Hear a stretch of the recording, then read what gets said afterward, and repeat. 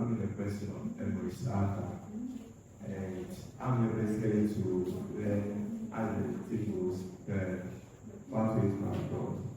So basically to learn about how to apply for these scholarships.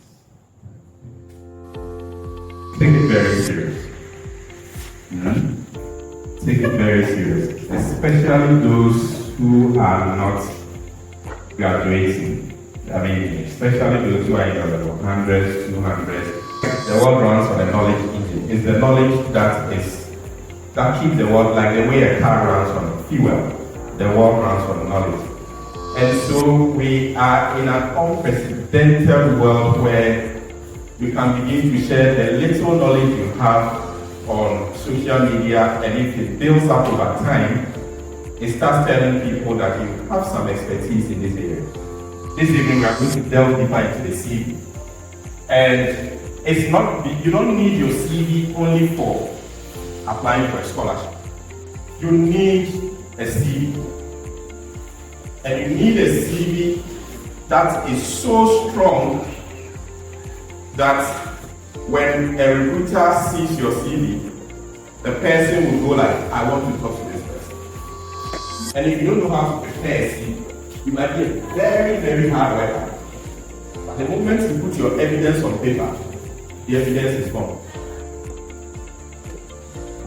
We live in a world where you don't need to graduate before you land a job. Never put date of birth on your CV. In this life, we have soft skills and we have hard skills. The last time I mentioned. Whenever a company is advertising a position, they are interested in hard skills.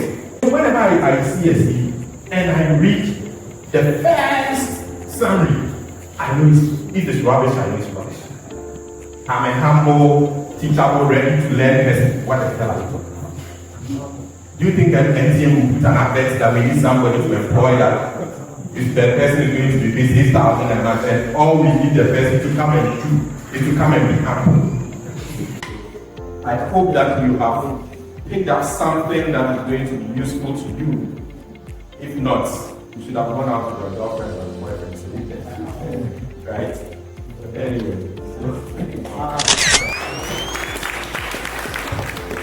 Thank you very much.